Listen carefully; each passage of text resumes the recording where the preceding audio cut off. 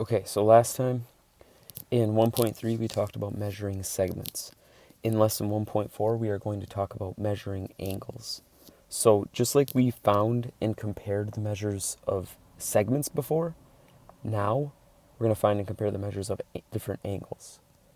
So a few key definitions. First of all, what an angle is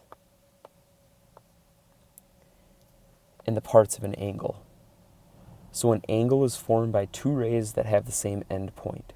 So generally, you'll have an end point, you'll have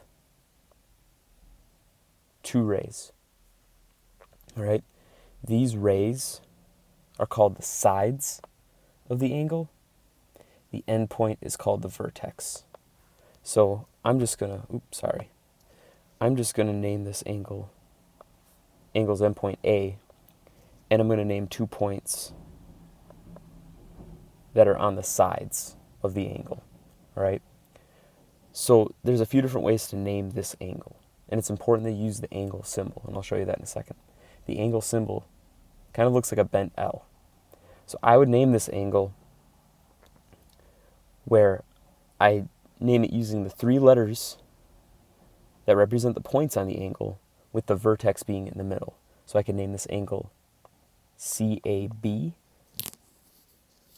or I could name this angle BAC.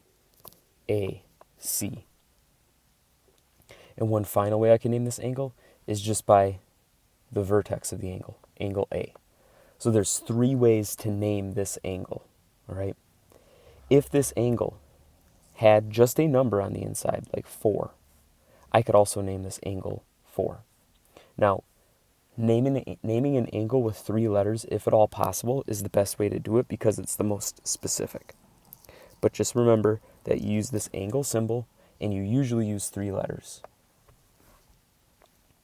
So we're going to go over an example of naming an angle. So 2 other ways to name angle 1, and I'm going to use green for this. Angle 1 is represented by this green that I just put down. All right. Another way to name angle 1 is angle JMK. Another way to name angle 1 would be KMJ. Those are the same way to name that angle. It wouldn't make sense to name this angle M. And we'll cover that in the next little bit of this. All right? There's a reason why. So if I'm looking at 2 other ways to name angle KML, I'll use red. KML is this angle. So another way to name KML is angle LMK, or angle 2, not angle M. And that kind of helps us answer part B. It wouldn't be correct to name any of these angles angle M, because angle M could name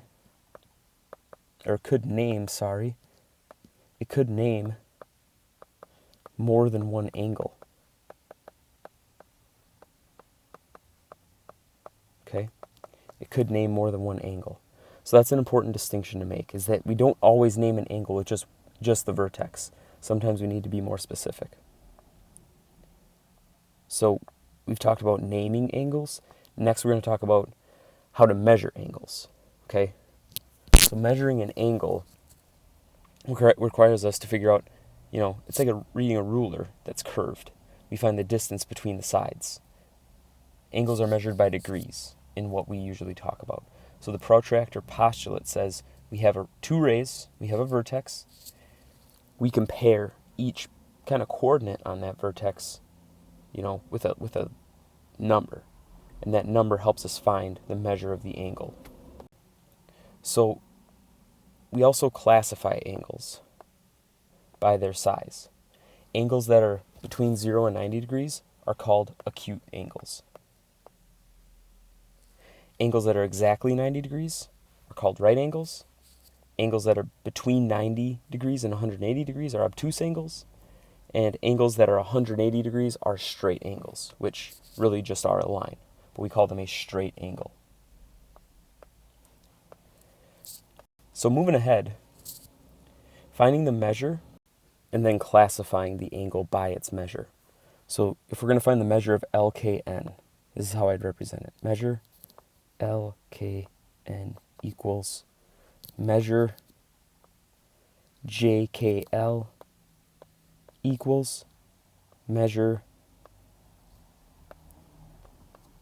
JKN equals.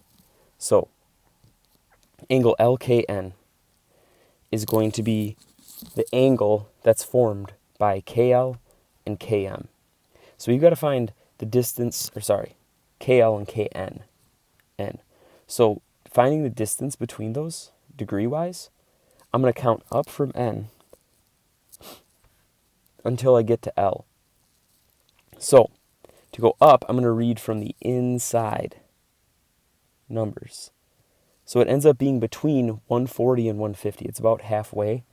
That'd be 145 degrees, making this angle obtuse. So I'm going to move forward and use blue to figure out JKL. Okay, so JKL is between these two legs, JKL. So it's between 90 and 35. So to find the measure of that angle, I would take 90 minus 35. So 90 minus 35 is 55, making JKL 55 degrees and acute. Okay, 55 degrees and acute. So it's just finding the distance between the legs. JKN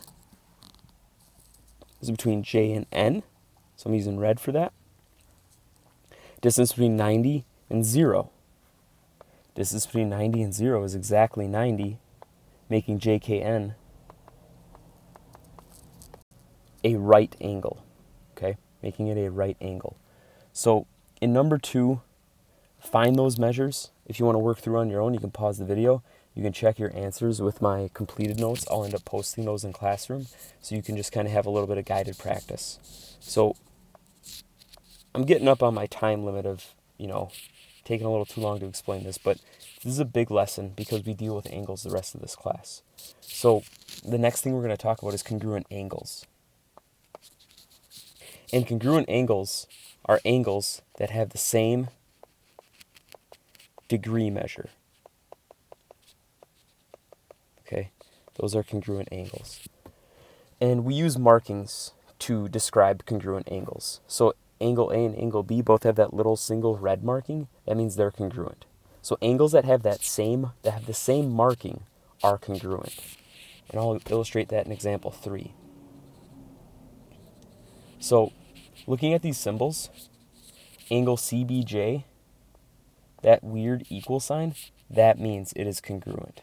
We want to find out what CBJ is congruent to. So CBJ is this angle with 2 markings, okay? So we'd have to find an angle that has 2 markings like that and name it. So if I look over to the right, I can see that this angle right here has 2 markings. And I have to think about how I'd name that angle. Well, it goes through GHD.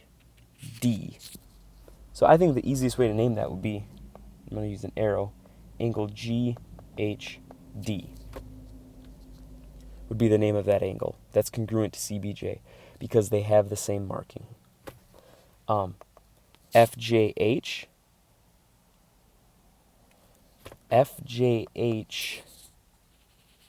is this angle with 3 markings. So I would look for another angle with 3 markings. And there's one right next to it that has 3 markings.